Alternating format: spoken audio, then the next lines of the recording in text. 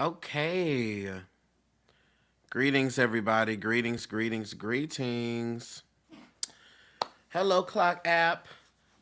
Hey, my YouTube people. Hello, Lighthouse. How is everyone doing today? I hope you are well. Happy New Year to everyone.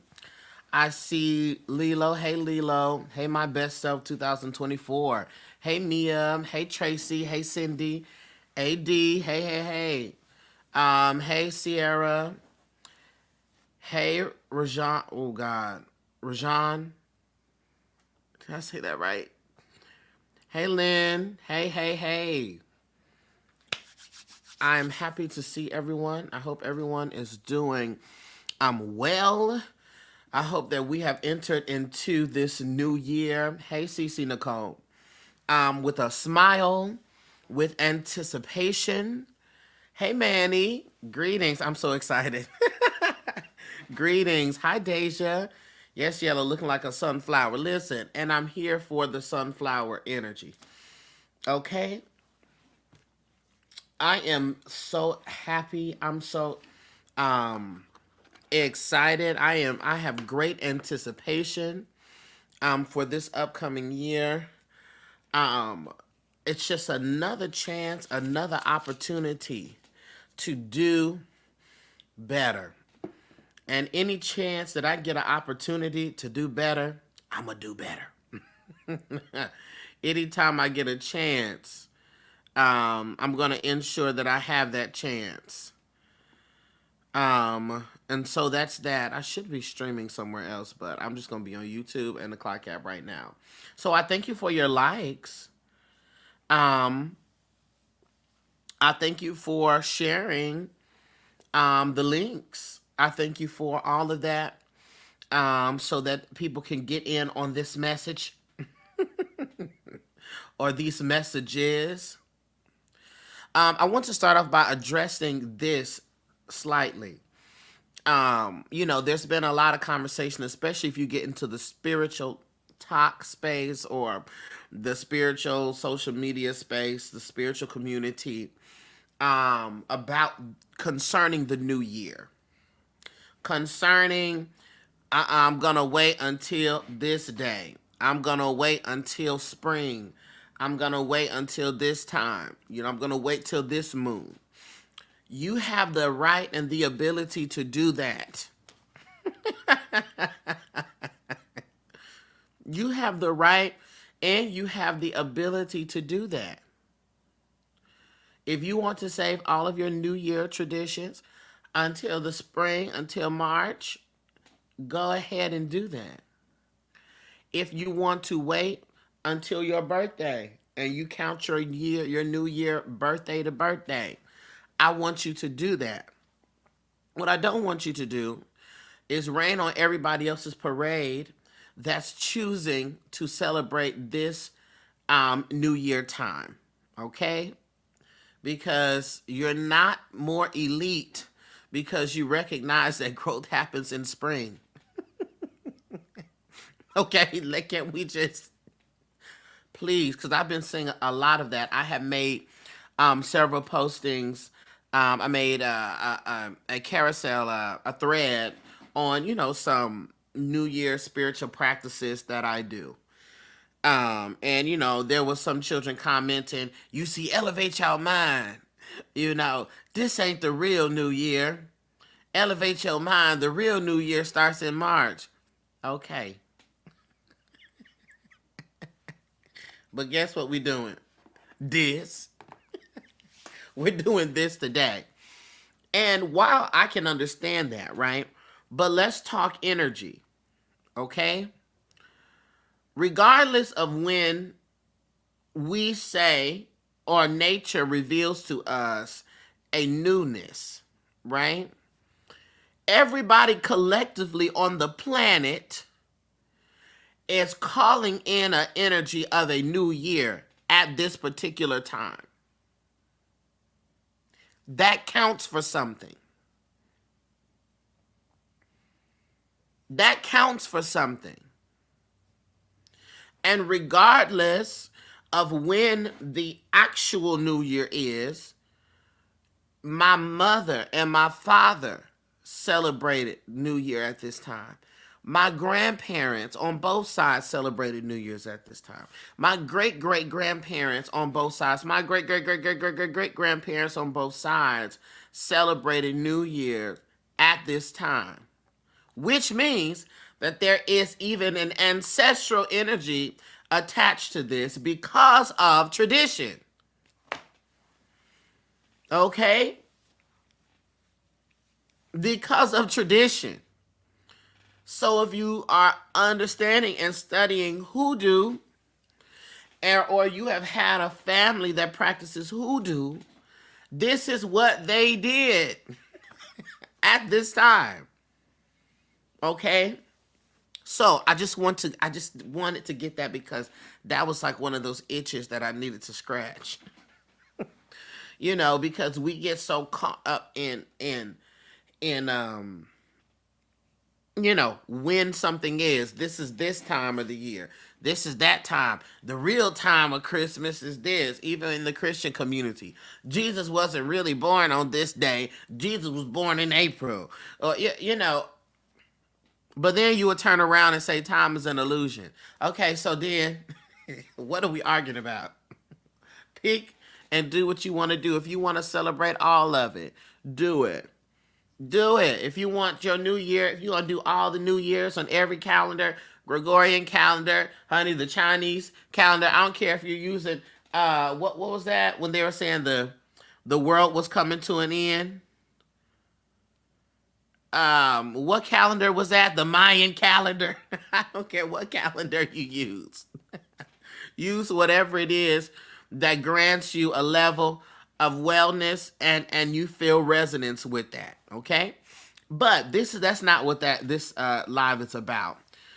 Cindy says, I'm celebrating New Year, the Gregorian New Year, the Eon New Year, my New Year. I'm taking all blessings. All right? All years. Give it to me. Okay. But I would like to take this opportunity to, one, put my phone on Do Not Disturb. Hold up.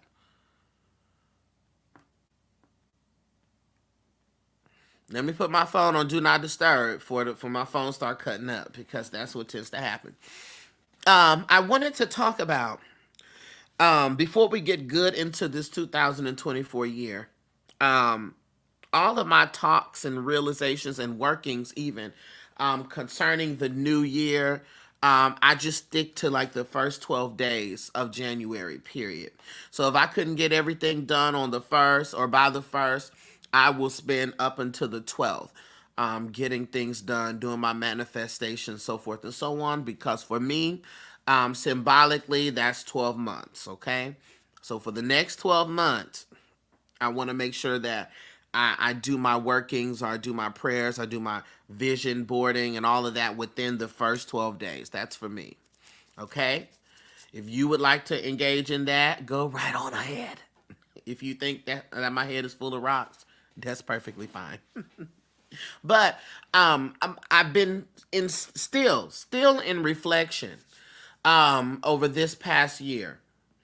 As I was going through my camera scroll, as I was looking back at text messages and everything, and really seeing myself at these different intersections, these different realizations, these different points,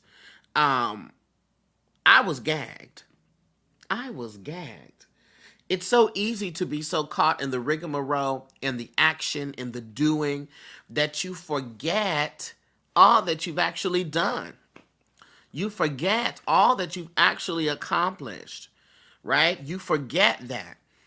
And I realized, and I'm still realizing, that as tumultuous as the previous year has been in many ways, there have been some excellent breakthroughs.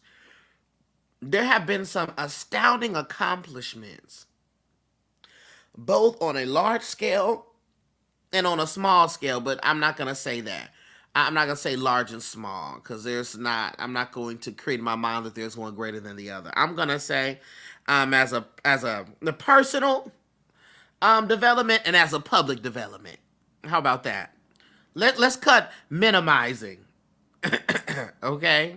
Let's cut minimizing in 2024. Both on a personal development, things that have been accomplished on a personal level, in my personal view, in my personal space, and also things that have been accomplished on a public level. There have been great things, but we have a propensity to focus specifically on the negative, specifically on the struggles. We keep talking about, ooh, finally 2023 turned me loose, and we characterize the year in such a negative space when every day was not bad. And if you didn't experience any growth in this past year, you can't be fighting the calendar. Okay, it cannot be the year that's the issue. The year, it cannot be the year. Okay, it cannot be 2023 that is the issue. If you have not grown in any of the in a holistic way, either in the physical, in the mental, or in the spiritual, that's not a 2023 problem. That's a me problem. Okay? And so we've got to be clear about that. Hey, Oriana, how are you? We got to be clear about that. Okay? We got to know that. And so I challenge you for this past year, for the first 12 days of this month, I challenge you to be in reflection and pull out the good, pull out the progress, pull out the lessons embedded in the circumstances of last year, because that's development too. So if you are part of the Lighthouse, you were invited to the Sunset Summit, which was a very powerful day. A very monumentous day for me. Hey, hey, hey. Happy New Year. Hey, best friend. Hey. Happy New Year. It was a very monumental day for me personally, being able to witness a fraction of the Lighthouse, but to see them visibly all together in their white in our virtual space was just a very powerful thing. And the ways in which they provided context to their own growth and to the things that we have been doing in the Lighthouse and the things that they have been doing interpersonally. I mean, it was fabulous. It was fantastic. And so I was very happy, very happy. But there was something that I had them do, and we all did it, which was we wrote our 7 lessons that the year of 7 taught us. Okay? 7 lessons that the year 7 taught us. So 2023. Numerology that equates to 7. Okay? And so I said, I want to get on here and I want to share these things with you all. At least my 7 lessons. And in good darcellandre teacher fashion, there will be follow-up questions that I want you to consider and think on and write down or screen record. Okay? That I want you to explore upon these 7 lessons. If you are a part of the Patreon, I literally have them all typed out and I'm getting ready to click post as soon as we're done here. So, all things considered, the first lesson, hi friend, it's my birthday, so I'm out in these streets. I will catch later. Love y'all. Hey Kendra, happy birthday, Kendra. Yes, catch a replay on YouTube. First lesson that 2023 taught me was I am more capable than I realize. I am more capable than I realize. There were so many times last year that I was confronted with a new thing, that I was feeling pulled and pushed into doing something that I had not mastered yet. And so when you have an outrageous fear of rejection like I do, which has gotten so much better now, doing a new thing publicly, my God.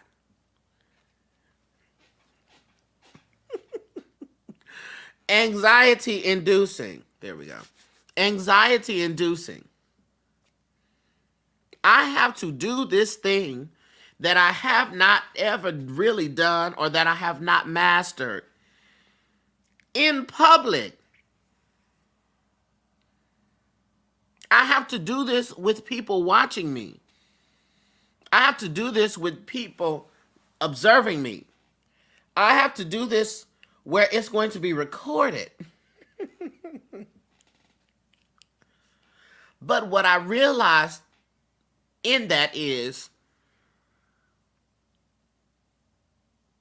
if it is something that you're meant to do, you will always be able. Did y'all catch that?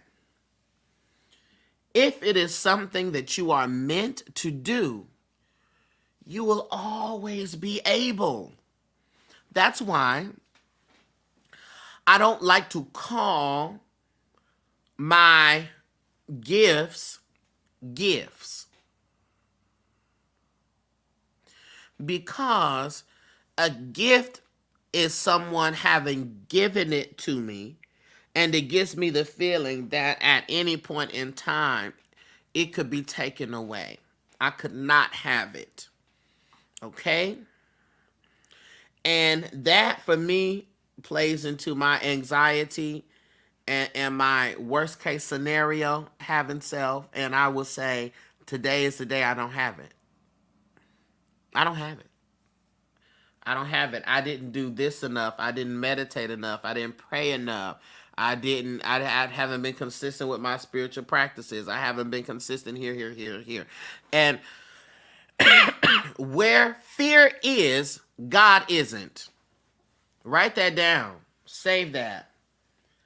Where fear is, the Spirit isn't. Where fear is, the universe isn't. Okay? Isn't. Because fear is you induce, how can I say this? You are inducing worry with something or about something that does not exist. You are afraid that if you go for this particular thing, it's going to fail. That hasn't even happened yet. So, God, source, spirit, universe, you cannot be somewhere that doesn't exist yet. So where fear is, God is not. So when it comes to the gifts, I don't utilize the term gift. I would say my spiritual ability. Or I would say to you, your spiritual abilities. Ability. Able. Because this is something that I am able to do. So these are my spiritual abilities, not my spiritual gifts. Ability, definition, possession of the means or skill to do something. If I say I am able to do it, I possess, I have. Let's go further. Let's define possess. Define possess. The state of having, owning, or controlling something. So these are my abilities. I am in possession of the means or the skill to do this particular thing. So I want to encourage you to stop using gifts. That comes from a rather toxic Christian ideology. And I want you to start saying ability. Because every time you say, these are my abilities, that means that you are able to do it. So it works as an affirmation, an energetic one, and also to the brain. Through repetition, does your brain reprogram itself? Okay? So, I am more capable than I realize. Able. I am more capable than I realize. Here's some questions I want you to consider. How can you continue to explore and tap into your abilities? How can you continue to explore and tap into your abilities? For me, it's by doing it. It's by running the risk. It's about challenging myself. It's about practicing. Practicing. Don't be afraid of practicing. You must practice. Okay? Practice builds skill. Skill perfects ability. Got it? Practice builds skill. Skill affects ability. Second thing I want you to consider with that lesson. Are there specific areas in your life where you have yet to fully recognize your potential?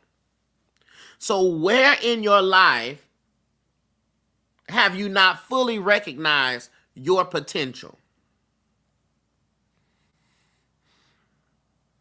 Where have you been playing yourself in layman terms? Matter of fact, I want y'all to answer that right now. What areas in your life have you yet to fully recognize your potential? What areas? Let me see the comments. In what areas? Relationships of all kinds. My goodness. Of all kinds. Public speaking. Public speaking. Very good. Look at y'all. Boom. Courage, wonder, joy. Creative ability. Right. Right. My career goals. Yeah. Khadijah says, my ability to make people laugh. Yes, Deja. As soon as the live ends. Being a leader, yes. Stepping into my creativity and starting a business, yes. College, yes. Creativity, yes. Very good. Very good. Making my business. All right. My spirituality, yes. Content creation, yes. Business. Look at y'all with business. Well, you know, this is 2024. This is the energy of 8, which is rooted in power and abundance and grounding. So this would be the year to stop playing yourself. Good, okay? Good. Consider what steps you can take to build your confidence in your abilities. Again, do it. Try it. The more that you try a thing and see that it goes well for you, the better you feel about it. Lesson 2.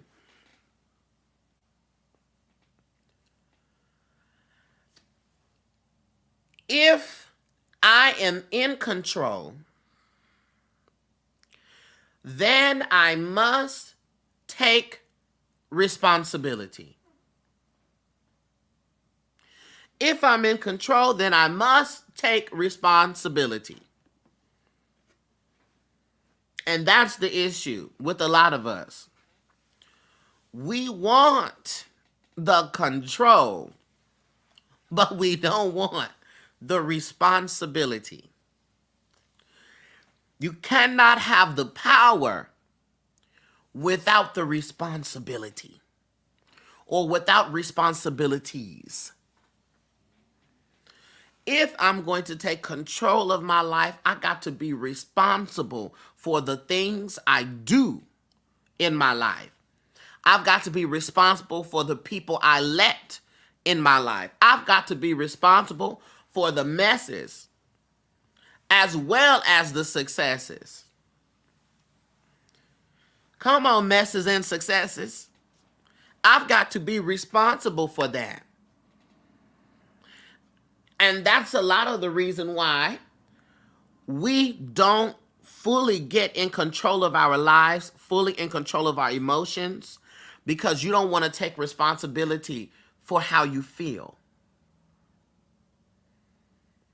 Feel as an active verb. Feel currently. Because some of us are angry, upset, hurt by things that have happened by people, things that has happened by people, from people that are not even around you.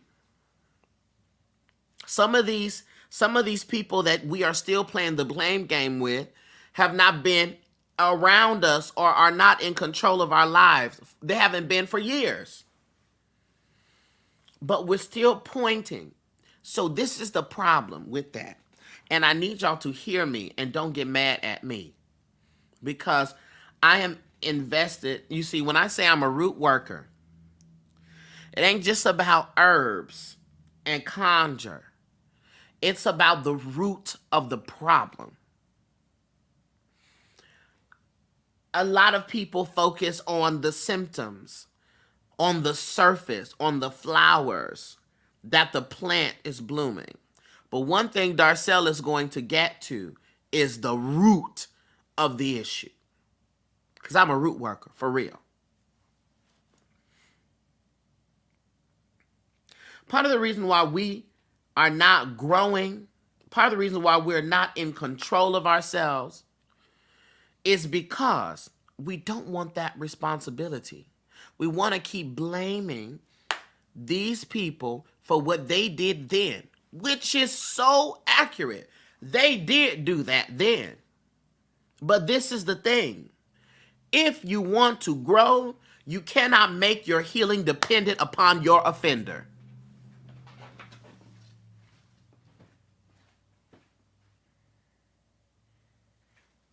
Let me come back. If you want to grow, you cannot make your healing be dependent upon your offender. If there is something that your mama still need to do in order for you to access freedom in your life, what if she don't do it? What you gonna do then? What if she never do it? You gonna be 95 years old? Life done wore you down. Your mind done broke down. Your body done broke down because you've been harboring this. What you gonna do then?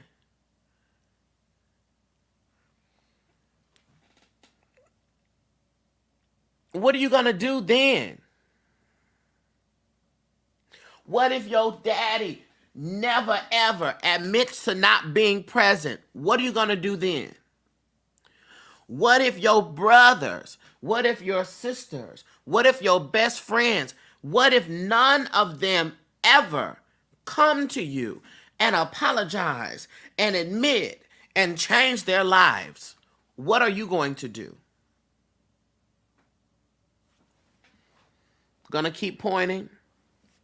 Every time you're having a struggle or upset, you're gonna pull this and relate this back to 15, 25, 30 years ago?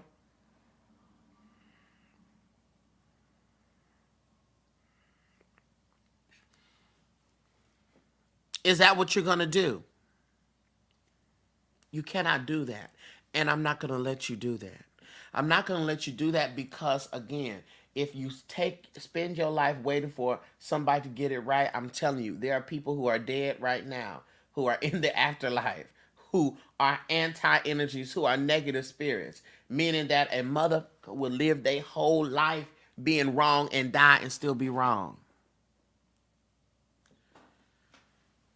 They will live their whole life wrong and die and still be wrong. So if you will choose to sit here and wait and wait and wait and wait for this person because you don't want to take responsibility, just know the same people who ain't never did right by you, who ain't never did nothing for you, they are the ones who are in charge now of your joy.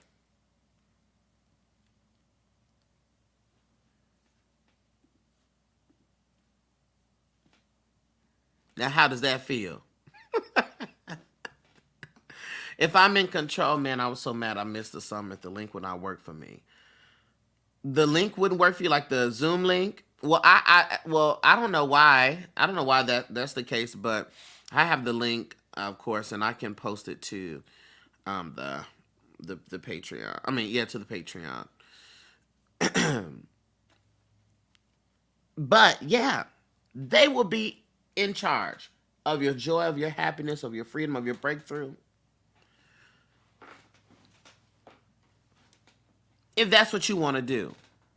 So lesson 2, if I am in control, I must take responsibility. I got to be responsible for that. I got to be responsible for my life. So a question, some follow-up questions. Consider, how can you take more proactive steps to be in control of your life?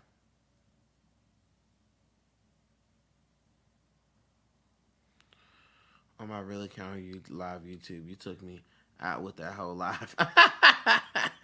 I'm sure I did. 2, now this is where I want you to answer. What areas in your life do you tend to avoid taking responsibility?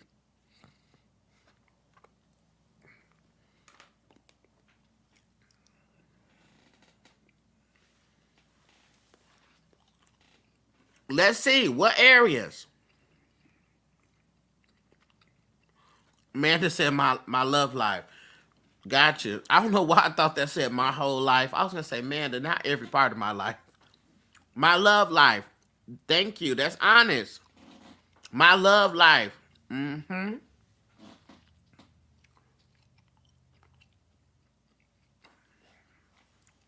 Come on. There's more people watching. Feeling held back. Mm-hmm. My health, my finances, financial, health. Mm-hmm. Escapism behavior. Yep. What's the question I got here? I just got here. Hey, Bobby, the question is, what areas in your life do you tend to avoid taking responsibility? My career and relationships. Mm-hmm.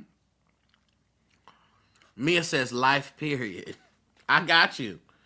That's honest. Yeah.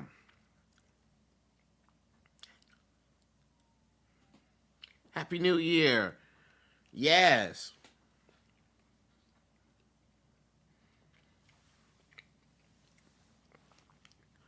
Yes.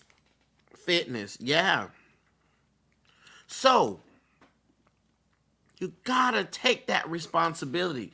You don't grow if you're not in irresponsibility. You don't get power in that. This is a year of power. So you have to be able to take control, which means you have to be able to assume the responsibility, which means I can't keep blaming these people.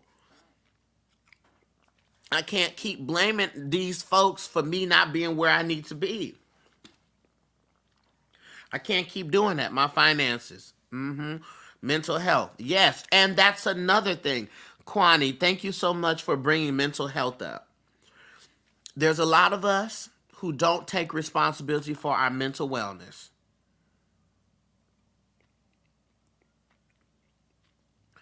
There's a lot of us also who have mental illness, be it bipolar disorder, bipolar depression, even more severe mental illness, or brain health issues. This is the thing.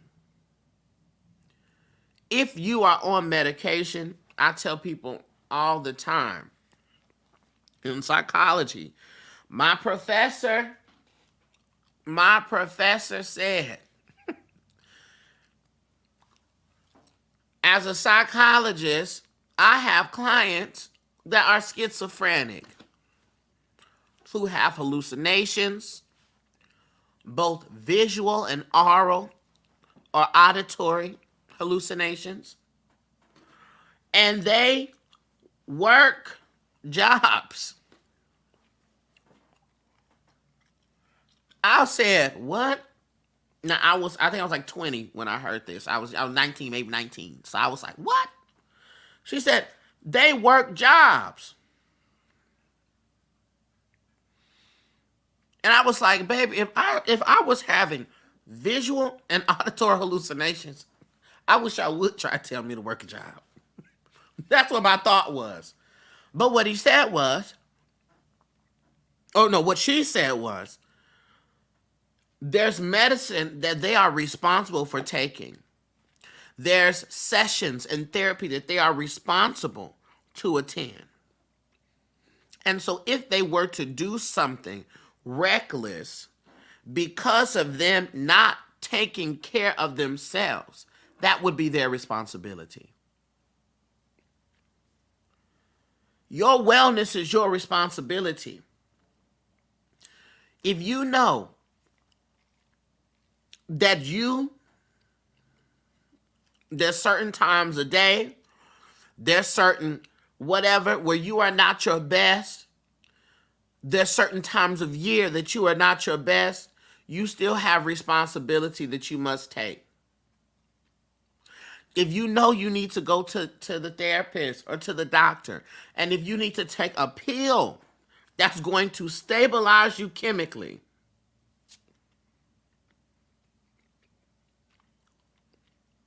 then you need to do that. And that's your responsibility.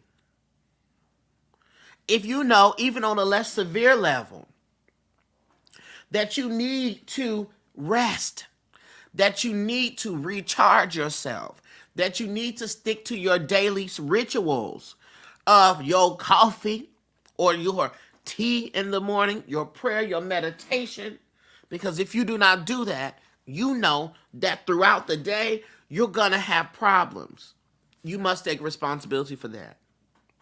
You don't get to be a witch with a capital B to people because you didn't have your coffee. Are you crazy? Girl, what? You cannot, you cannot say that. So again, your wellness, that's your responsibility. And guess what? You're able to do it. That's the second lesson. If I'm in control, I must take responsibility. If I want to maintain control, I must take responsibility. Derek said, once that mentality is intact with reconditioning, nothing can stop you. Come on. The night before, I have the next day plan. When morning come, I don't want to get out of the bed. A word I needed today. Yeah. Lesson 3. Lesson 3. For me, this was a big one. There is always more to know, see, and discover. You have an amazing day too, Darius. There is always more to know, see, and discover. Child, the ambulance is going crazy over there. Anyway, there's always more to see, more to know, more to discover. When I tell you, here's a prime example. All right? And I want y'all to listen to this good. Yes, that's what life is about. My god sister was trying to get home, okay? And she had to take a route that she was not familiar with. No. I'm telling it wrong. Scratch everything I just said. She was trying to get back to work. She had to go do some testing or something, get some testing done. And she had to get back to work. And she was afraid that if she went, she was going to be late because where she was driving to, she got stopped at a train. And so she was, and this train, it's a train on FM 78, honey. This train, it will stop and start going in reverse. If you get caught at that train, you in trouble. So she said, I'm talking to her, and I'm like, where are you at? She said, I'm here, I'm at this train, and she's freaking out. I said, oh, I know how you can get around that train. I said, what you're going to do, turn around, go all the way down, make a right, go all the way down. You're going to get to this particular little city. And when I say little city, it's literally like 2 minutes. It's 2 minutes of a city. And you're going to go and you're going to make another right. So it's 2 rights, right? All the way down. You can get to this convenience store, make a right. That's going to take you underneath the train to get to the other side. She was like, I'm not seeing it. I'm not understanding. I don't think that's the way to go. I say, C-Star, turn around, because I've done this before. Turn around, make a right, go all the way down, make another right, and you're going to go underneath the train. So she's listening and driving. The whole while she was thinking, I don't think he knows exactly where I'm at. I don't think he sees where I'm at. Because how am I going to end up on the other side of the train? She drives there, goes underneath the underpass. Okay? Drives around, is looking at the train, and is still saying, I just don't think now I think I'm in the wrong area. Now I think I'm lost. She keeps driving. I tell her, just keep going. Keep driving, keep going straight. And she did, and she ended up, so for instance, this is where she was stopped at the train, because the train was going this way. And so she ended up here. And so she made it there, and she said, oh, now I see it. Now, oh, wow, I'm on the other side. Oh, okay, good. And she made it home, made it to her job with 2 minutes to spare.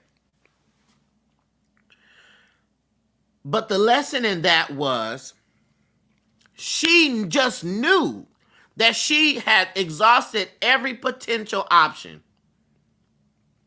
She just knew that there was nothing more to see, that there was no other way around, that this was all that there was. She just knew that. She just knew there was no other way. But the gag is there's always another way. The Spirit will send you down a path of unfamiliarity to get you exactly where you need to be. And all the while, you're praying, you're talking to Spirit, you're talking to the source, universe, God, whatever name you align with, to your ancestors. Y'all just don't understand where I'm at. Y'all just don't get it.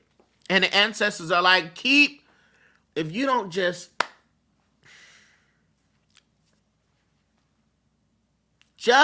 keep doing what it is I'm telling you to do. keep going because there is more to see. There is more to discover. And there is always another way. I know y'all had those talks with your spirit team. I'm doing this, but I just can't see. Of course you can't. Because you can't see further than what you've already seen. But the beauty of the source of God, of the spirit, of your ancestors that are well-meaning, is that the spirit has foresight. They are able to see things before you see it. Come on, African American vernacular. They can see it before you see it. Your brain is equipped to follow patterns from its own previous experiences. The spirit comes in to guide you away a route that you have not seen yet. So know, be willing to see more, to know more, because there's always more to see. There's always more to know. I recently heard someone say, have faith to go where you cannot see. Come on. I'm telling her, she is literally on the phone with me. And I'm like, I'm telling you, I know exactly where you are. I know. Just listen to me. Just follow me. Now imagine this. You are the mother that's lost. And you talking to the person telling you where to go. Like, you don't know where I'm at. No. You don't know where you are.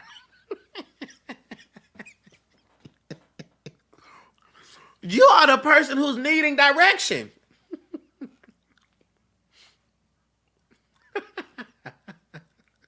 Imagine. But this is what we do. We are the ones lost, needing the direction, and screaming, right, Lena, at the GPS.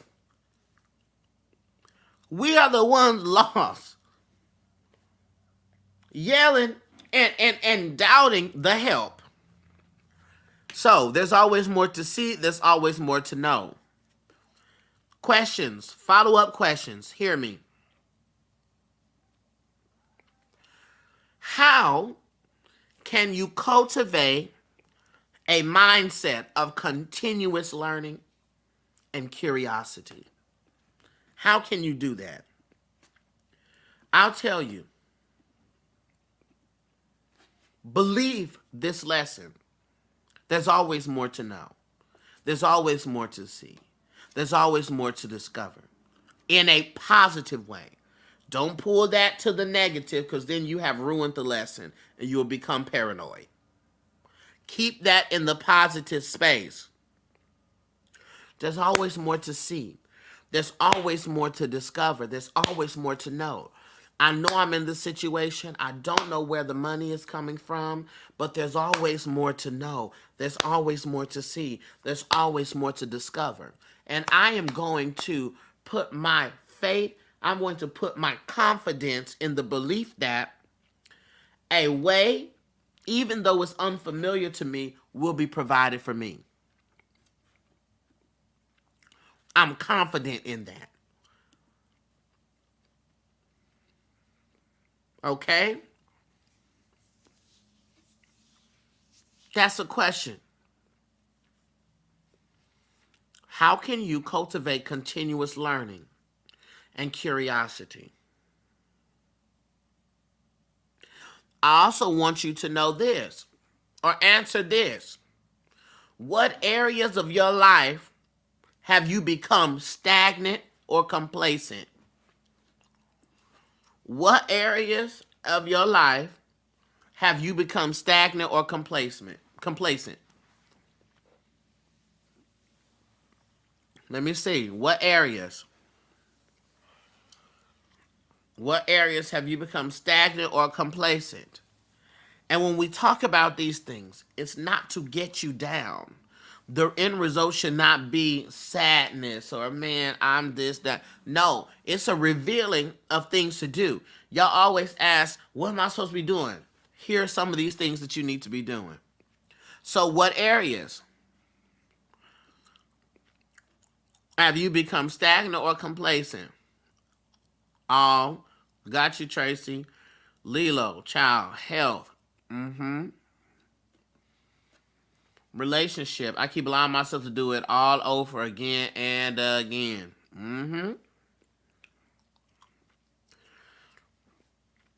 So just with that, if you are an individual who you keep going round and round with this same individual, the root worker has entered the chat. Why do you keep going over and over and again at this relationship? Why do you keep trying to believe in this person, trust this person again and again? If this is you, the root is an issue with self-worth. Self-worth, and this can be romantic relationship, friendships, family ships, self-worth.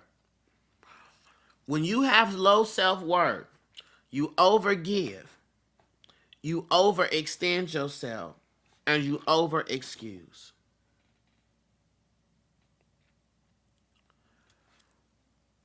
Value and worth are different. I could say this pen, my great-great-grandmama had this pen, and to me, this has great value.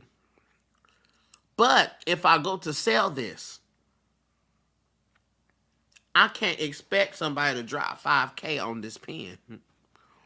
They're going to say, here's 15 cents. As to say, my worth has to do with what I believe I'm supposed to get from the world. My worth is about what I believe I'm supposed to get from other people. So you have low self-worth, that means you don't expect much, which is a problem. Low self-worth means I don't expect much. That's a problem. That's a problem. If you are a person that says, all I ask her to do is this. All I ask him, I don't ask for much. All I ask, I just ask for this. Please. Okay? We got to do better. But that's what that's about. Okay? And the fear is that you don't know if you'll be able to get another person. So you have believed that lie.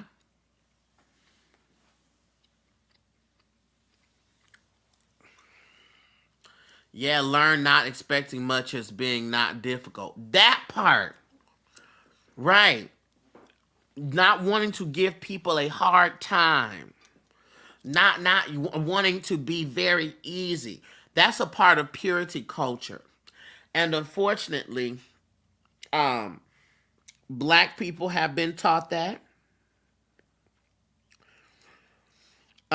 Women have been taught that.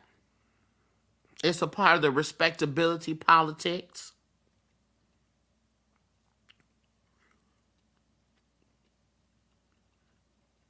We've been taught this. Just make it easy. Just, don't be asking for all this. No, I'm asking for everything. That's it. Because imagine this. You already asked for barely anything and get nothing. So at least if I ask for everything, I could get some.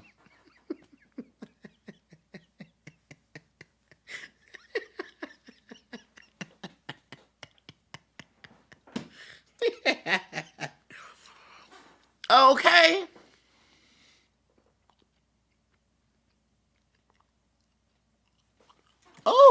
Hold on, clock app. Wait.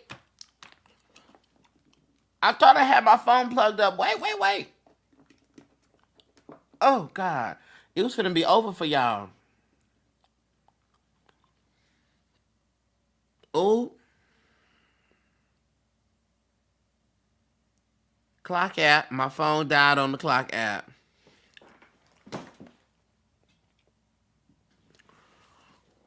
Well, clock app. Y'all need to be on YouTube.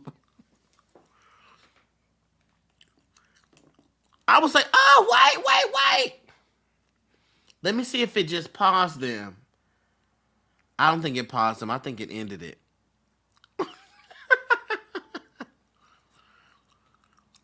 I tried to tell them come to YouTube.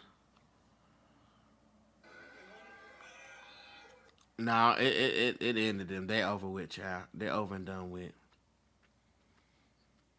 Hold on, let me try to start them. Oh, resume. Oh, they still on here. Hey. Hold on, let me fix this though. Hold on real quick. Let me fix this.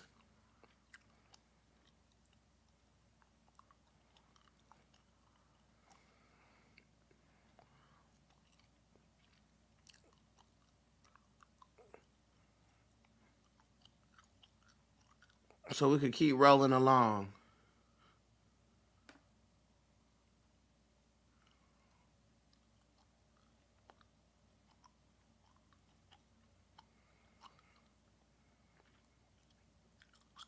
Okay, I'm just gonna put this background up here.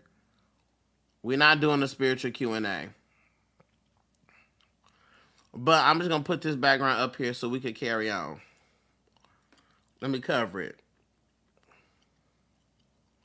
Okay, boom. We back. Y'all, my phone died. It was almost over with.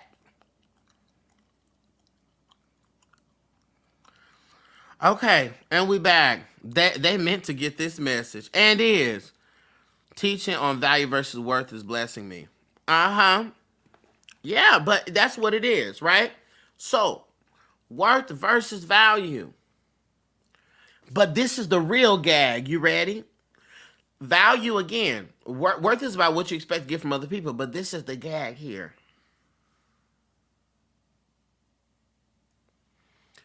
What you gonna sell it for is what you think it's worth.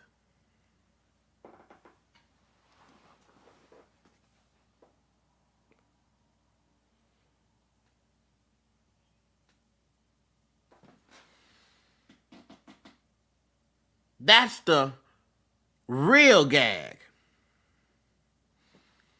What you are going to sell it for is what you think it's worth.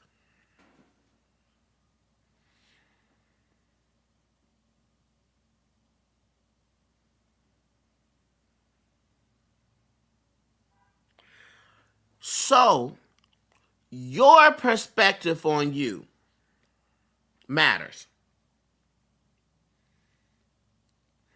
There's no way.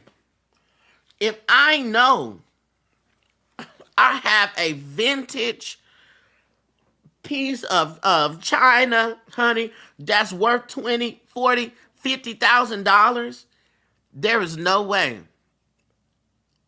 unless I am purely insane, that I'm going to let you take that for $5.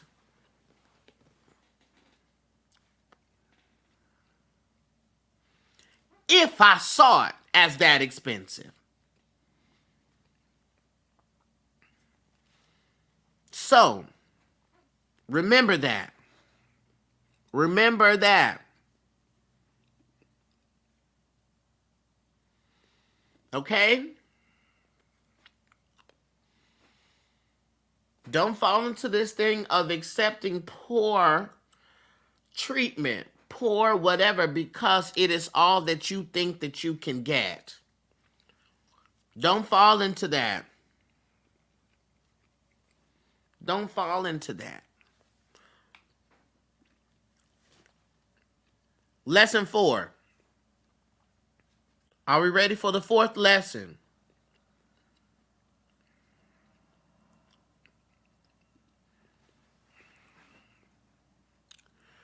My truth requires no outside approval.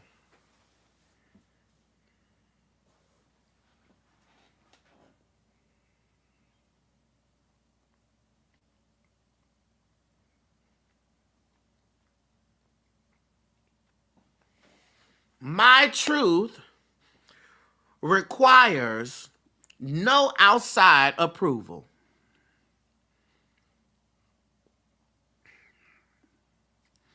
When I tell you,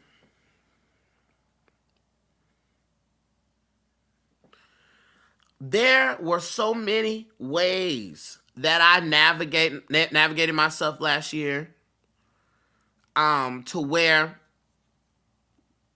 it was different. It wasn't the way people thought that I should do it. But guess what? I was right. Even on my spiritual journey, there have been things that I did that I was doing out of the fact that I felt that I was supposed to do it. And I stopped doing it because it was disapproved. Only to later find out through that same spiritual practice that I was doing what I was supposed to do the whole time. My truth requires no outside approval. Be it my choice in my partners, be it my choice in my career, be it my choice in my spirituality. It doesn't require outside approval. There isn't anything that you need to do to approve me, to assure me. There isn't anything that you need to do.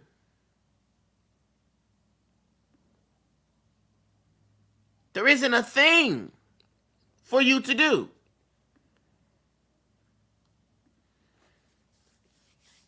I don't need you to approve me. I don't need you to applaud me. I don't need you to say that it is okay to do. The fact that it is my truth, mine, and that's the gag. It don't have to be your truth. It just has to be mine. Your truth can be the direct opposite of my truth. And that's okay.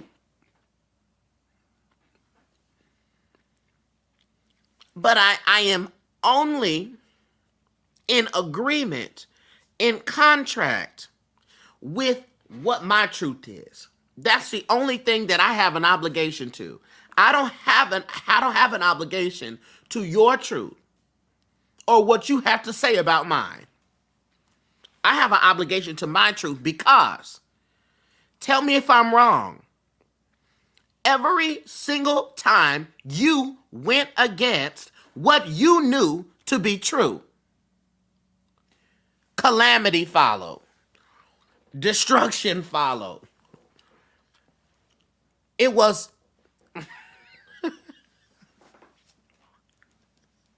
catastrophe. Every single time, without fail, when you go against yourself, when you go against your truth, every single time, it will come crashing down every time. Because you knew better.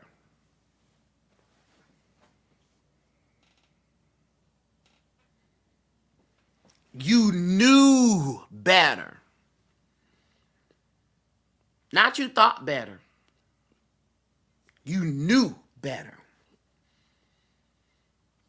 There was a feeling that brought about thoughts. And the thoughts and the feeling were in agreement with each other. You knew better.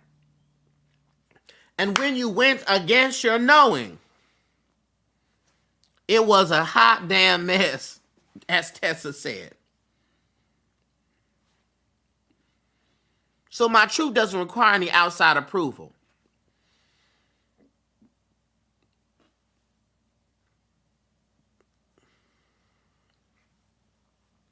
It's a knowing.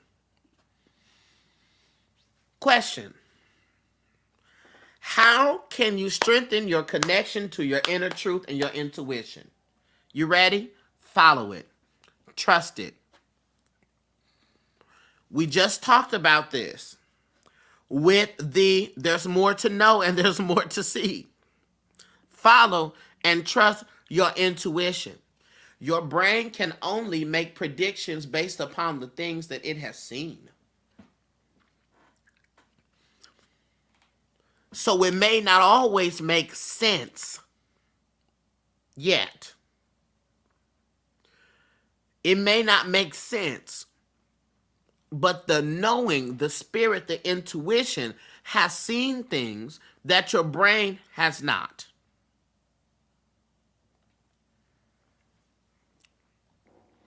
So every single time you go against your knowing, it's going to be a collapse. Every time. Now I'm going to put y'all on the spot. Answer this question. Where in your life do you seek external validation? Where? Be honest. Be honest. Where in your life do you seek external validation? Call yourself out so life doesn't have to do it for you. Where in your life? With my decisions, with my family, in my parenting, in my appearance. Call yourself out.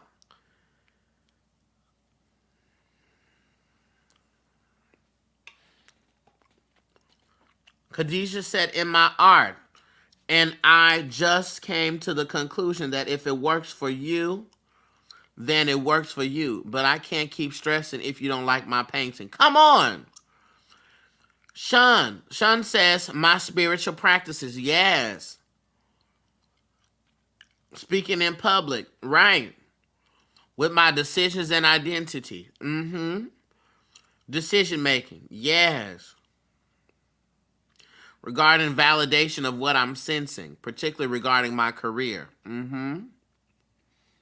Yes. In my self-development and my creativity. With restarting my business.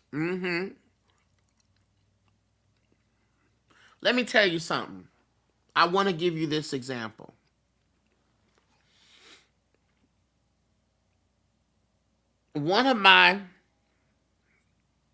Someone close to me, I'll say that.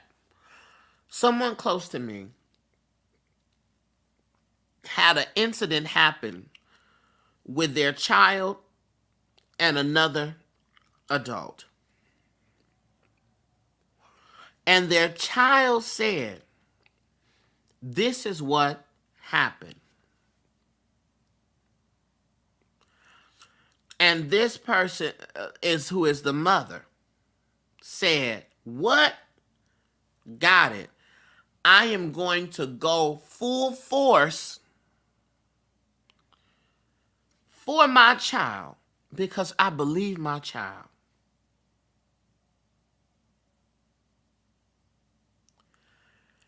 In the event, and this is what she said to me that was powerful. Even if I find out that my child was not truthful,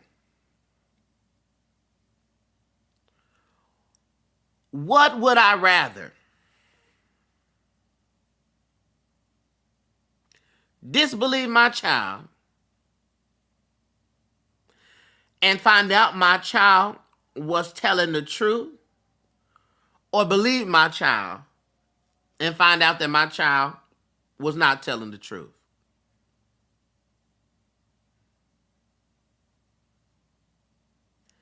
My child will know without a shadow of a doubt that her mother has her back.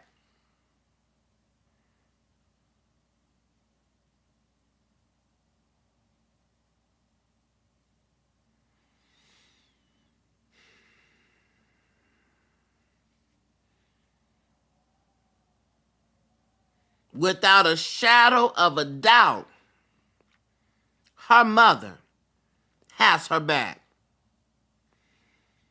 That context is powerful. Yes.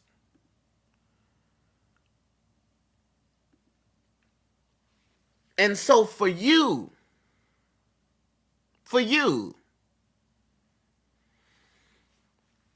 would you rather not believe yourself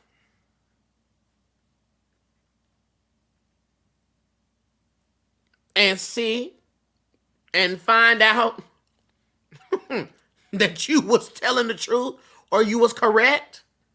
Because that has happened and the end result has been calamity.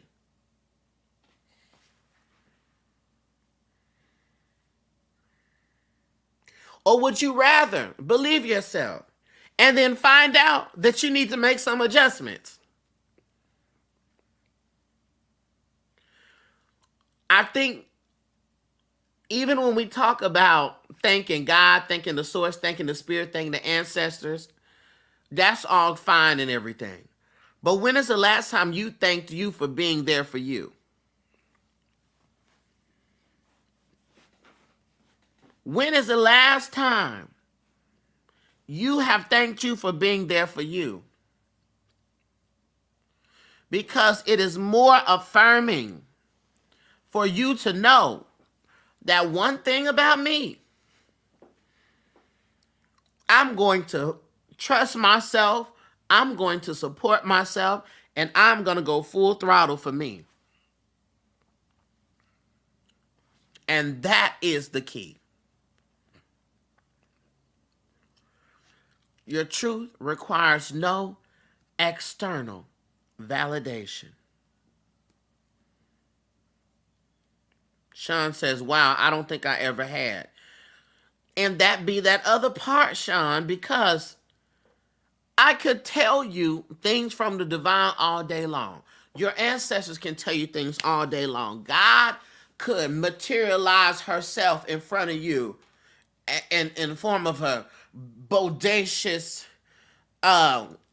huge afro full of sunflowers and roses, honey, 9,500 feet tall, with gorgeous, deep, ebony skin, and tell you herself,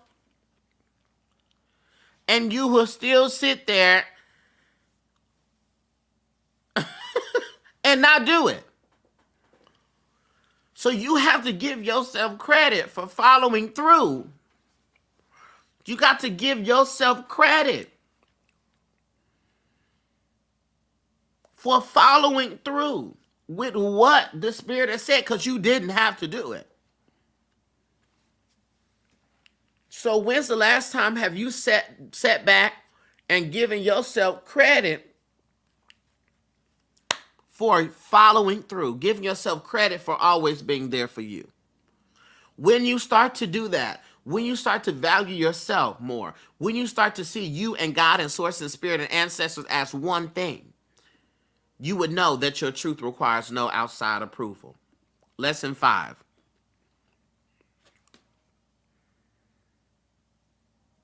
My ori is enough.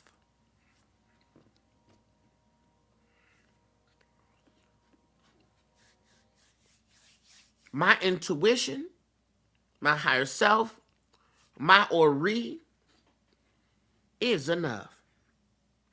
And if y'all are just tuning in, I want y'all to go, after this is done, go on YouTube and rewatch this. Okay? My Ori is enough. My intuition, my connection to spirit, my divine guidance, this is enough. I tried last year to align myself with several African traditional religions. I tried. I tried. I tried. I tried to align myself even before that with different religions. I tried.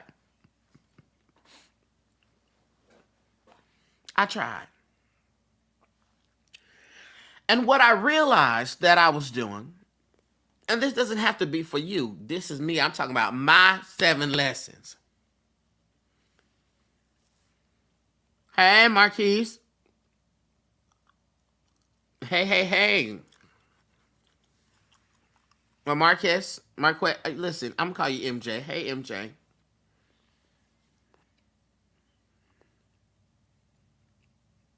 I realized that what I was doing was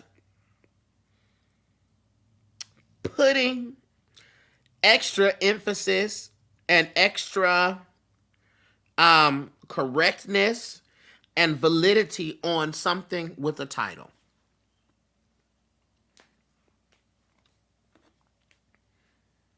Yes. Marcus, but I answered it all. Okay, Marcus, I got you.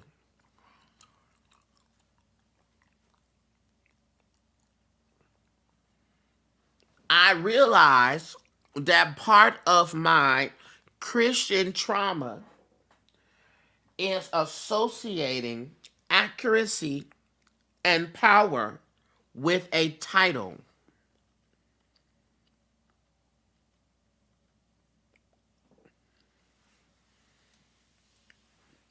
I thought that because this is something with a title,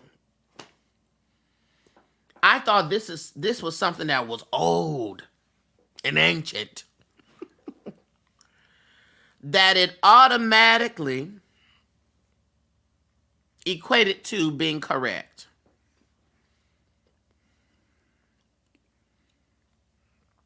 Hey, Z's. Hey, boo, how are you? I thought that meant that it was correct. The answer is no. Titles and names and years and amount of people does not equate to correctness or righteousness. No, not at all.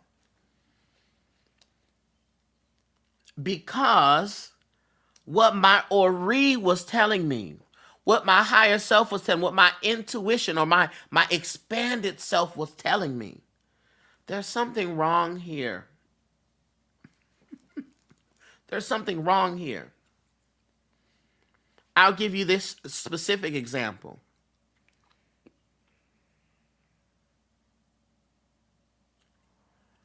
And I've spoken about this before. And I don't care what anybody has to say about it. Before I really understood ATRs, before I really understood Ifa, before I really understood Lukumi, before I even understood Santeria or Candomblé, any of it, I had direct experiences with the Orisha Obatala. Direct experiences. Okay? And there was wisdoms and lessons and teachings, and I had something up for Obatala, a shrine up for Obatala, and then I got on the socials, and then the people started to, there was one person in particular who like responded to my thing, tell me this is not wrong. I mean, this is wrong. You shouldn't have this up. You shouldn't be doing this. You can't do this, da da da da da, this, that, and the third. So I was embarrassed. I said, oh my God, my head is full of rocks. Let me take this down, delete the video, don't worry about it. And so I stopped. I stopped my meditations. I stopped my practice. I stopped all of that. Well, I then got connected with an Ianifa of Ifa. And I got a divination done. And the divination specifically said, the divination for whom this Odu is revealed says that they have abandoned the Obatala energy that is in their paternal lineage.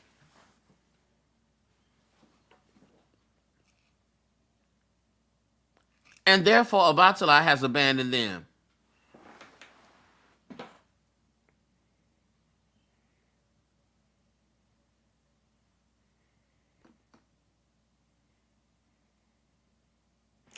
There were certain issues and certain things that Obatala was helping them with. But because they had abandoned Obatala had abandoned them. But wait, y'all told me that I can't do this because A through Z.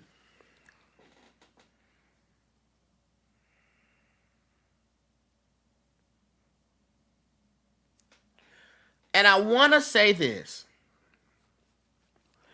In no way, shape, or form am I trying to step over tradition. You ain't hear me say that. Step over initiations. You ain't hear me say that.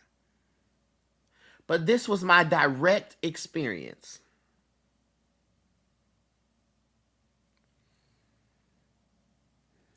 I didn't even know about none of it. I was having these experiences and I was growing and I was balanced and I was well.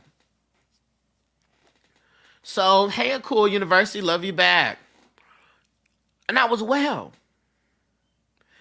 Exactly, Kelly. Kelly says, wow, you thought you needed a mediator when all you needed was you. And the issue was not because if you had offended any of the Orisha or any of the energies, it would have came up in your divination. This person has offended Orumila. This person has offended, okay, the Iami. This person has offended Olokun. This person has offended this. No, the issue was that I stopped doing what I was doing. I've been having some experience, this same experience, and I've been still connected with Olokun, but a small part of me was unsure. Right. But also, this is the thing. Even then, when I got that, I tried to dive into and learn more about the practice and about the religion. And again, it's not for me. There were certain aspects of the religion that I was like, this is a religion.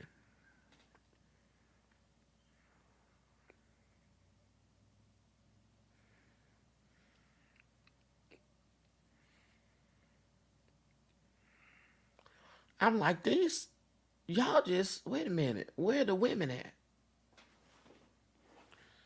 Okay, y'all got titles and stuff, but wait. Why is only one of you and 7 of y'all are giving me that y'all are the evangelist. This a trick bag. What you mean women can't be a part of these ceremonies? But this was a woman. If you look at Odu, Odu means womb. So why can't women attend the ceremony for... Don't worry about it. Log out. My Ori was telling me, get somebody else to do it. And that's me. That's me. if your Ori is telling you to go forth with the thing, you gotta listen to your Ori. But I would tell you what, I was putting people, elders, and titles above my Ori. I was thinking I had to put an elder. An elder was above my Ori because I had believed that someone knew better than my own knowing. Not my thinking, my knowing. And what did that prove to be? Hazardous, calamity, problems, all of that. And I want you to understand this. Elders are powerful. I think you should have elders. I think that you should have mentors. I think that you should have teachers. But these folks is human just like you. And so because of that, you should not assign a level of purity to them because they have a title or because people have titles. You should not deify them because these are people. And guess what? I understand what tradition says in many spaces, not just in the African traditional religion spaces. But let's talk about the diasporic spirituality practices, like hoodoo. Oh, Lord. Oh, God. Here I go.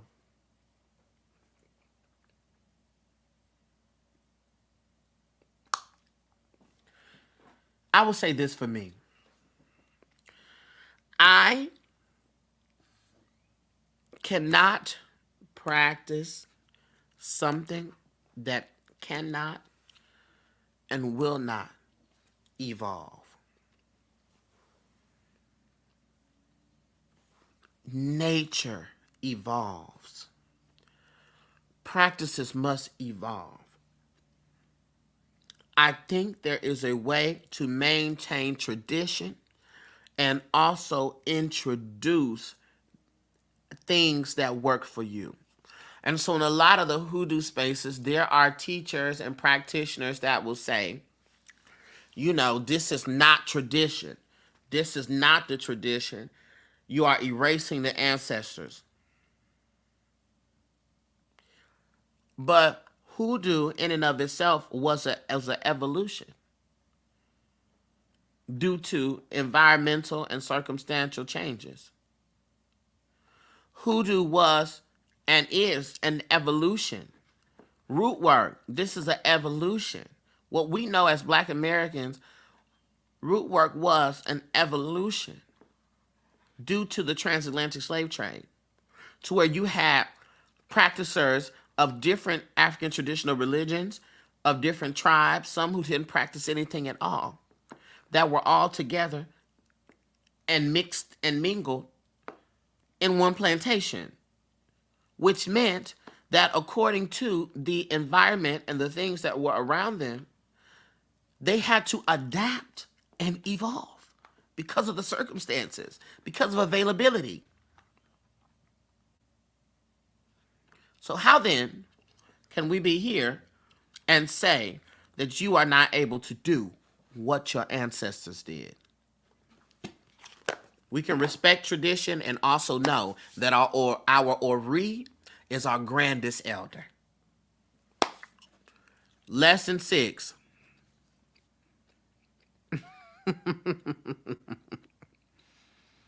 Lesson 6. I don't want to be on here this long. But lesson 6. Okay? Again, I'm going to post all the questions and follow-up questions to these lessons on the Patreon. Lesson 6. Now, this is important. This is really important, y'all.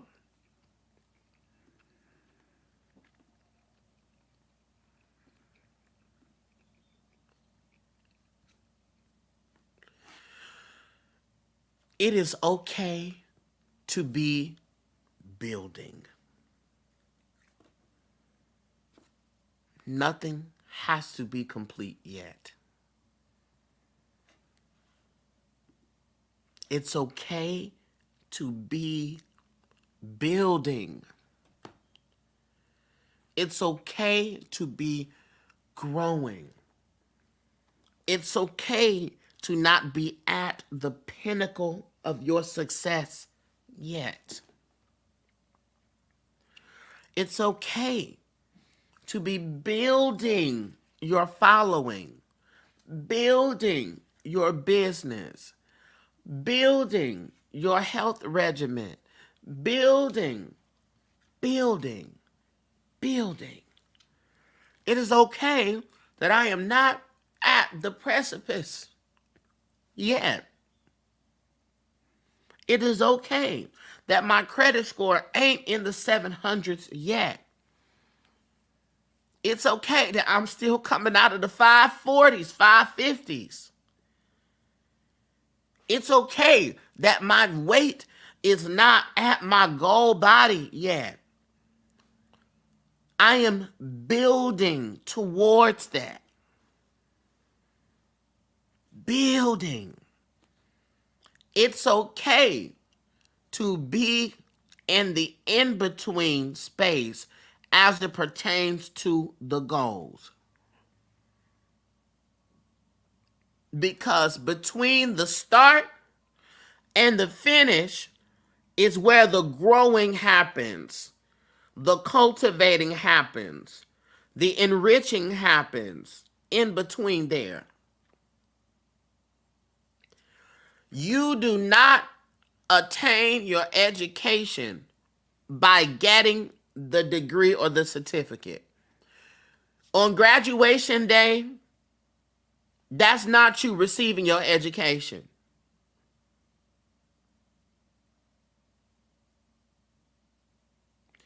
Your education was happening between you starting school and you ending. The education happened in the center. It is okay to be becoming a thing. It's okay to be building. It is okay to be in the building stage of your vision for yourself, for your life, for your career. It is okay. Stop thinking that you have to be complete and finished all of the time. You do not. That is a trick bag.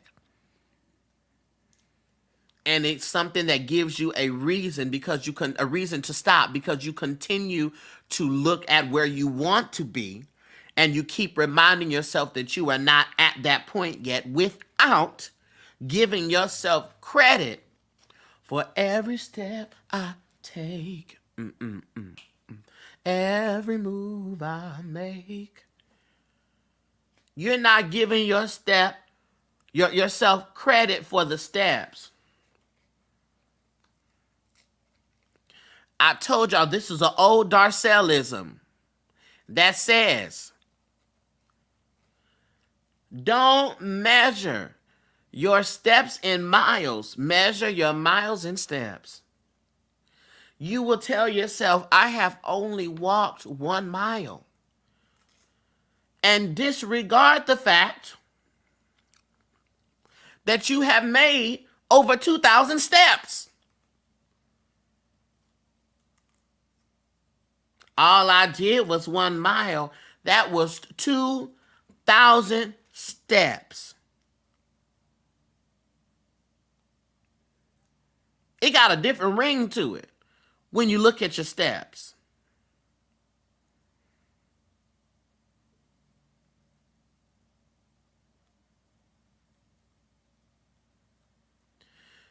The growing happens in the in-between, in the building.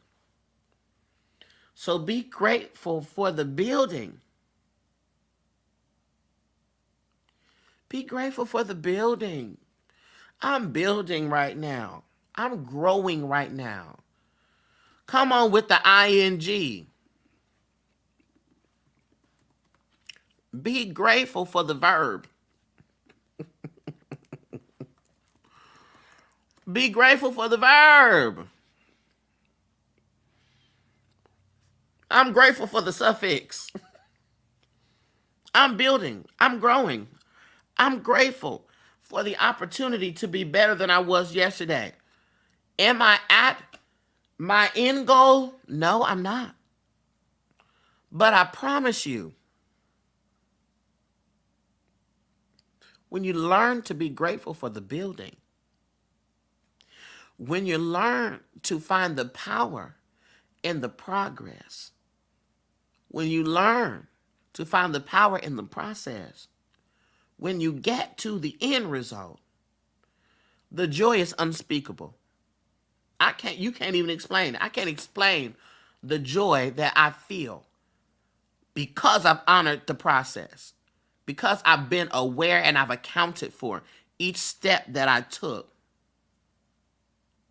So this is a big deal. It's okay to be building.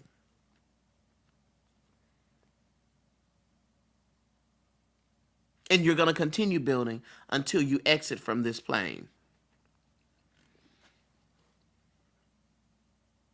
Because when you are complete, this was going to happen.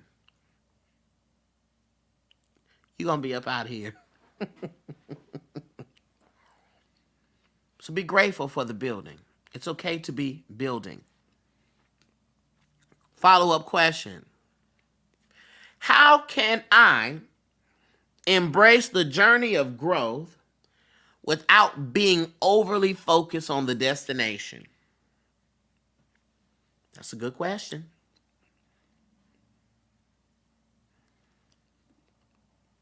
How can I embrace the journey of growth without being overly focused on the destination? I'll give you a tip. I told my god sister to do this. I said, go in your phone and each accomplishment you made,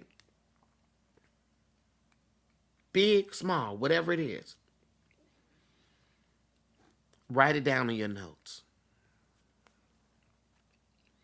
Write it down in your notes.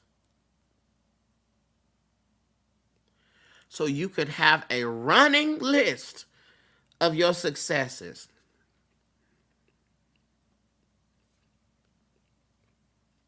So you don't think that the success is going to happen when you reach this particular goal. You can admire and realize all of your successes up until that point. Another way is to have clear goals. Okay? Because if you don't have a clear specified goal, you're not going to be able to recognize the progress anyhow. If you're trying to save an amount of money, but you don't know what that number is, doesn't matter what you put in your savings account, you're not going to feel fulfilled.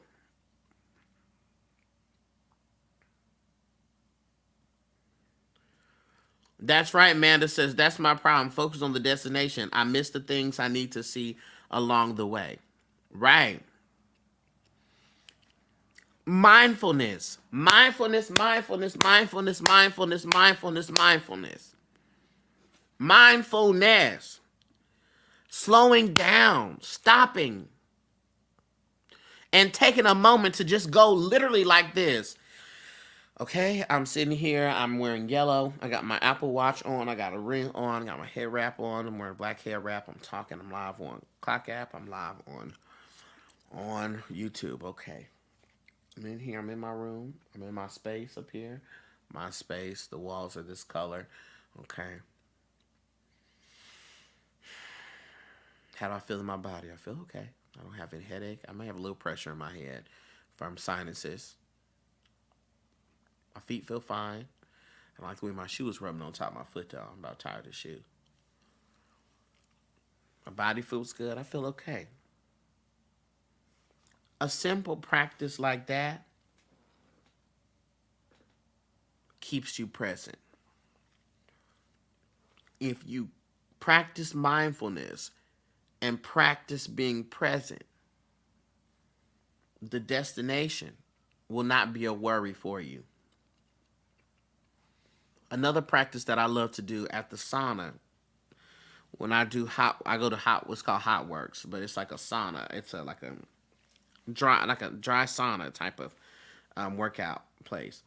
I go and I listen to my music and I do mindful listening, which is I will listen to songs and I will pick out things in the song that I'm going to listen to and focus on. I'm just focusing on what the drums are doing. I'm just focusing on the piano. I'm just focused on the words, what's being said. I'm focusing on the vocal, what the singer's doing with their voice. And again, mindfulness and all of these things have to be practiced. Don't expect to do it and be done with it immediately. It is a practice. Okay? So you have to practice that.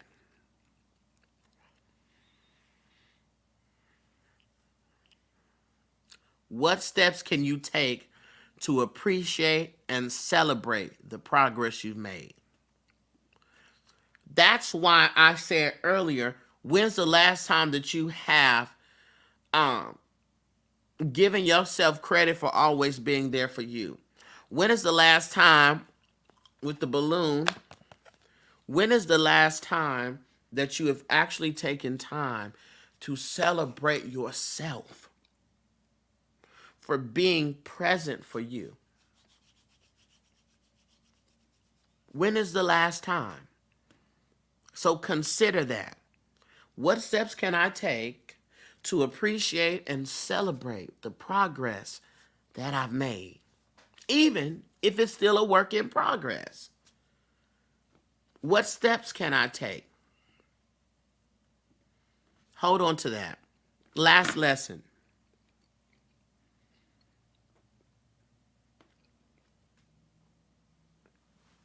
What I think about myself determines how I am affected by the thoughts of others.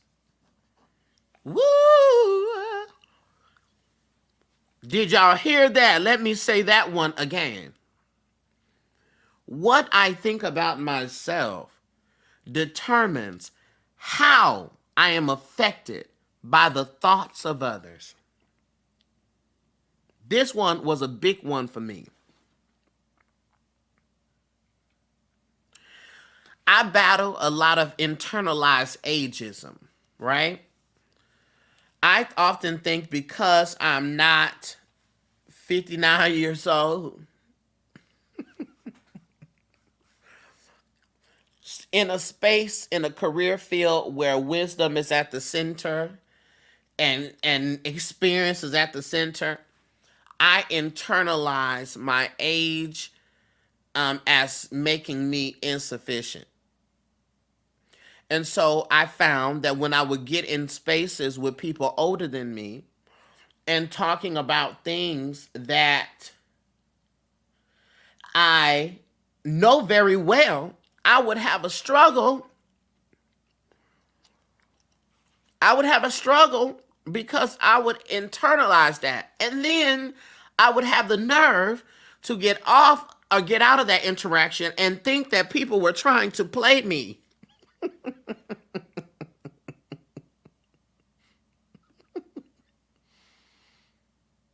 But the reality was I was projecting onto them the thoughts that I was having about myself. My God, today,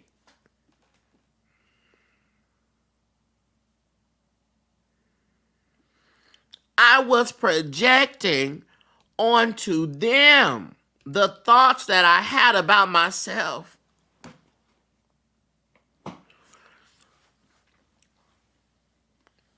I need y'all to hear that because a lot of times y'all do this to y'all children. You think that your child is having a thought about you that you are really having about you. You are the one that's having that thought.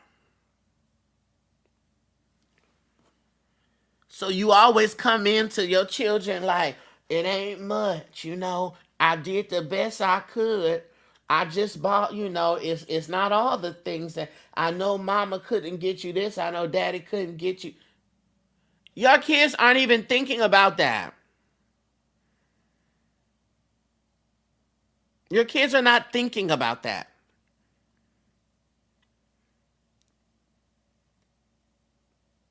And you will project a sadness on your children that is not present within your kids. But it's you projecting it. That's how I'm older than you, and I feel you have way more wisdom than me. I appreciate you, Tracy. It's a little churchy, but you are anointed. No need to be appointed. Come on, God has called you to do what you're doing. It's stupid people out here 59. I'm telling you. Come on, describing my mama to the T. Oh, and there you have it. But in example, what I was thinking about myself was affecting how others thought, how I was affected by the thoughts of others or the potential thoughts of others, the thoughts that they were actually having and the thoughts that I was making up.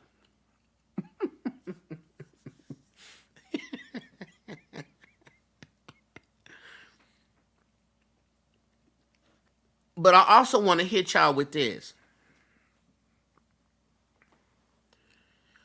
The only reason why something a person says about you or thinks about you affects you is because you agree with them in a small or large way.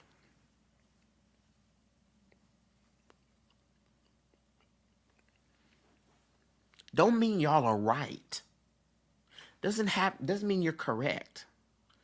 But there is a part of you that agrees with them. If someone comes and say, Darcel is a lunatic, he is a thief, he goes around robbing old ladies of their pocketbooks and their purses, I'm going to scream. I'm going to holler and fall out in the floor laughing. I'm going to scream because I know I am not a robber of old ladies. I don't rob anybody. I'm not a thief. I know that to be true about me. Excuse me. I know that not to be true. I know that. I don't agree with that because I know that's ridiculous. Now, if you were to say, Darcel tends to downplay himself in the presence of people who he thinks is older than him because he equates knowledge and more wisdom to their age and to their title, then I would be like, you know what? Or Darcel has body image issues, which causes issues with people, with people that actually love his body and want to be with him in an intimate way. Then I would say, you know what? That's why I don't even talk to none of y'all. Because I agree with it. If they were to say, Darcel starts stuff and don't finish it, I would be pissed. But the core here is what I think about myself determines that. It determines how I'm affected by what others think about me. Hold on real quick. I'll be right back.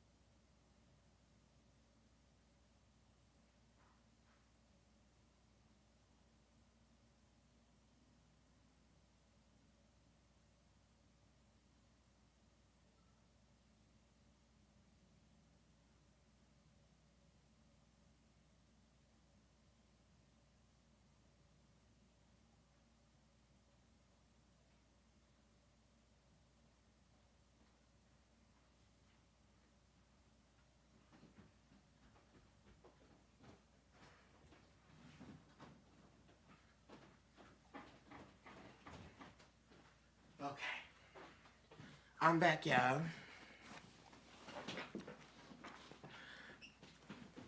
Okay. So I just ran up the stairs. Anyways. So yes, what I think about myself determines how I am affected by the thoughts of others, period. It's not going to hurt me unless I agree with it. Period. Sometimes I have the hardest time distinguishing what I think folks are thinking and my intuition. Well, let me tell you. Which one, an easy or distinction between the two is fear. Fear. If it's fear-based, it's probably you. If it's based in rejection, it's probably you.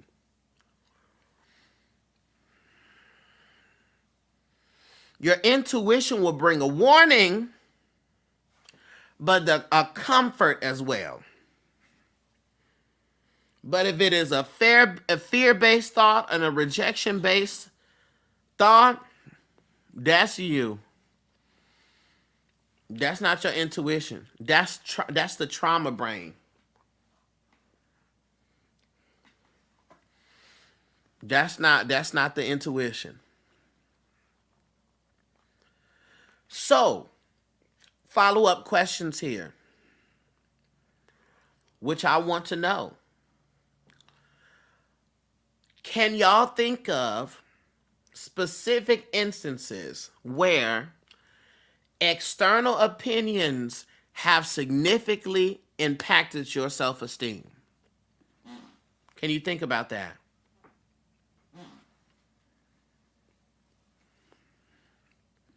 What's some instances? Let me see. Because one thing we're going to do, we're going to tell the truth. What are some instances?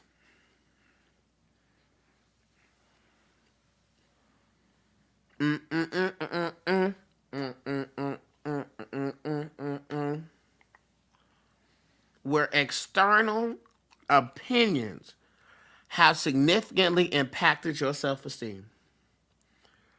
When I came home from prison, they said I couldn't get a good job. I'm a system analyst now. Come on, Manda. Come on.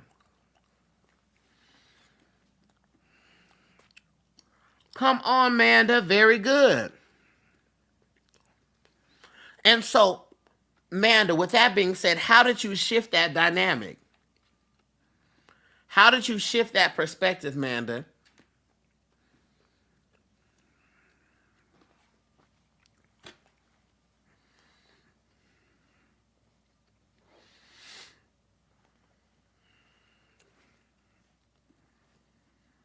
Manny says, hell yes. I had an ex-supervisor who hated all my ideas. Tried to get me kicked out of grad school and said I was unfit for the field. It broke me down. I had anxiety attacks and almost dropped out. Wow. Wow, wow, wow. Amanda says, I had to ground myself in what I said for me and not what people spoke for me.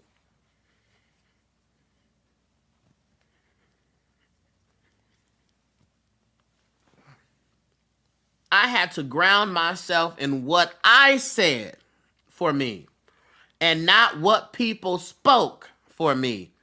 Amanda, I'm gonna have to put that in B flat. I may have to put that in B flat. Amanda. That's good. Where's B flat? I'm going to have to put that in B flat. That's good. That is a word. Gloria said, when people tell me I need to send my babies to school because I can't teach them. Come on now. Now I am headed into, now I'm headed into my first position outside of grad school, and it's everything I need. I have tons of affirmation that this is the perfect field for me. I start this Thursday.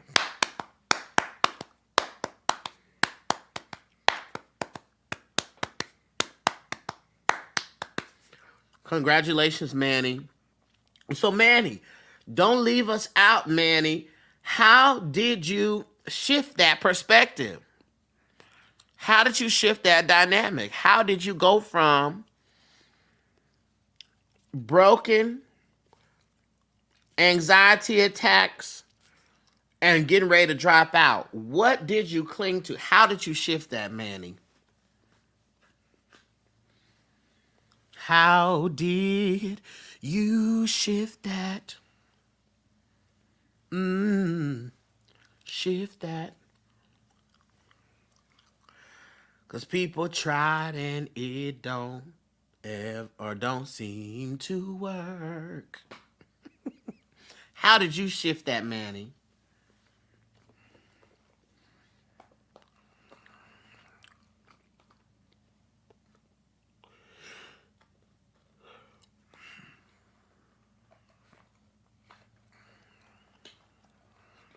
Help the children out. Because that's where the power is. In the ability to shift the perspective, in the ability to edit. I'm telling you, Grammarly had the best word. Grammarly had the best word when Grammarly said, to error is human, to edit is divine. I said, ah!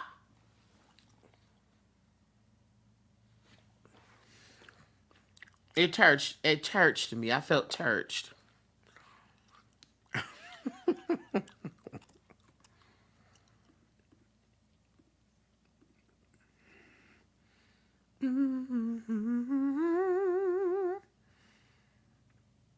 Isn't that good, Lindsay? Grammarly had a word for the collective.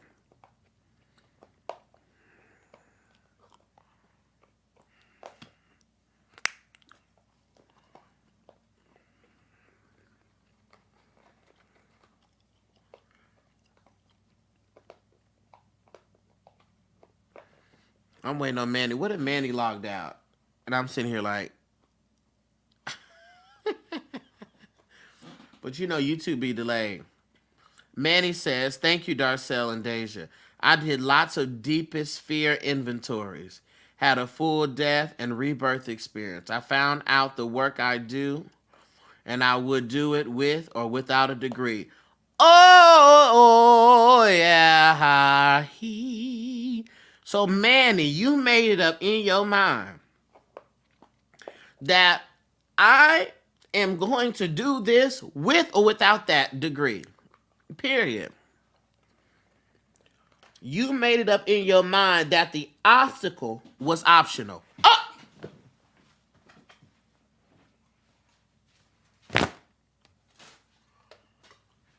Come on!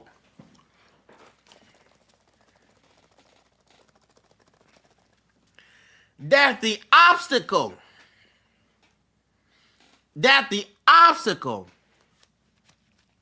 was optional.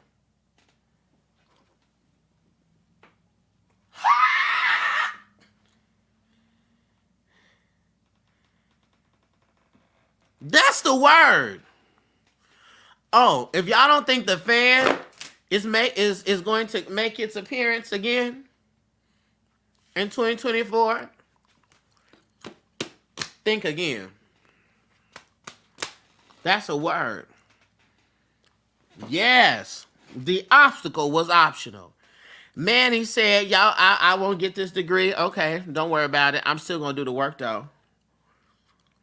Come on. And also, I had a deepest fear inventories. So you had to look at the thing you was afraid of. You had to confront it. You had to confront the fear. You had to confront the fear. Powerful. Had a full death and rebirth experience. Yes. Powerful. Powerful. Thank you for that. Thank you for that wisdom. Powerful. The obstacle was optional. Now, y'all know one thing about me. I live for something poetic, okay? And I live for alliteration. Okay? And so, in review, I am more capable than I realize. I am in control. I must take responsibility. There's always more to know, see, and discover. My truth requires no outside approval. My ori is enough. It is okay to be building. Nothing is complete yet. And last but certainly not least, what I think about myself determines how I am affected by the thoughts of others.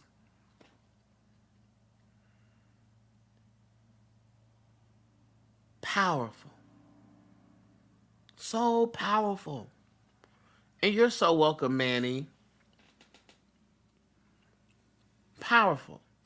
So these were 7 of the larger lessons that I learned last year. And now going into this year of 8,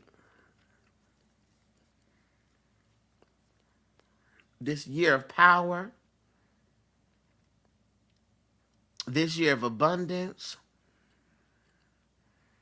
this year of grounding and stability and certainty. I am so excited. So excited.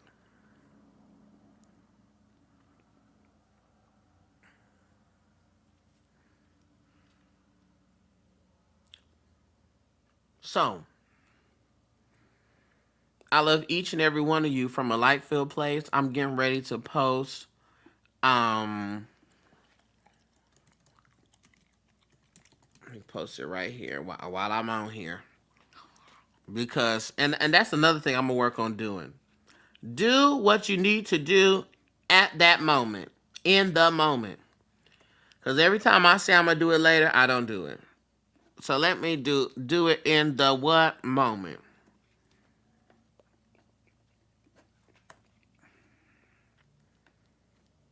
Powerful. Okay. If you're in the Patreon, then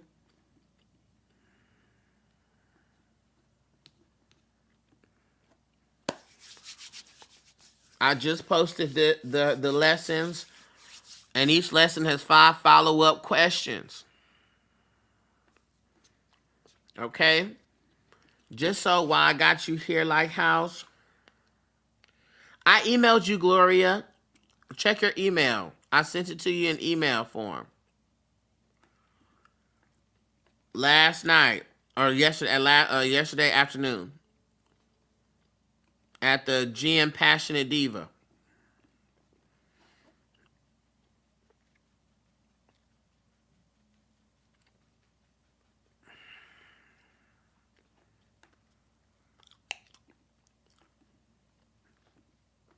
Okay? You're welcome. If you're Patreon, while I have you here, or Lighthouse, while I have you here, we're gonna be focusing on power specifically. I'm gonna get back to doing my YouTube lives, and we're gonna, of course, we have our classes and things. So we're gonna focus on the energy centers in the body. Okay. Hey, so how you doing? It's been a while. I don't know who that is that texted me that.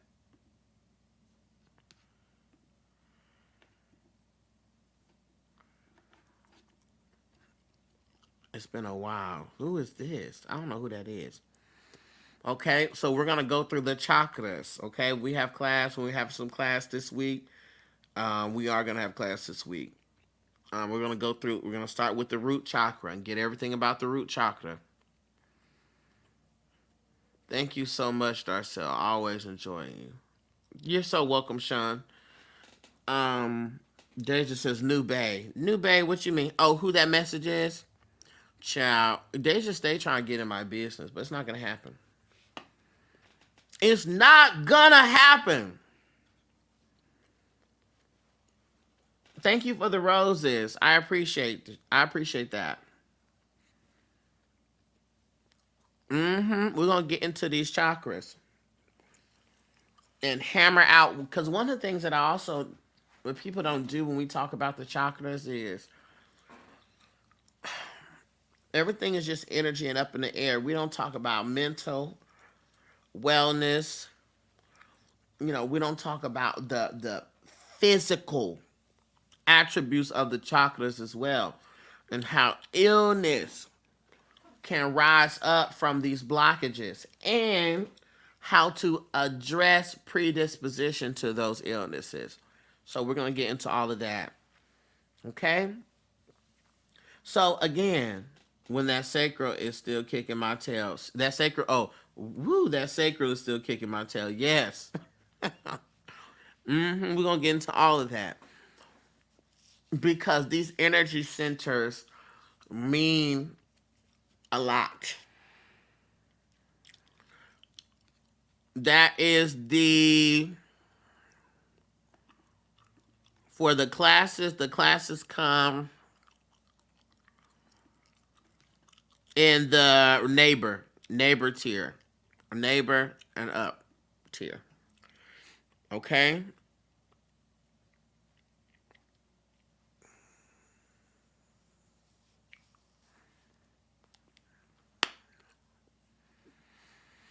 All right, y'all. I'm out. I love y'all.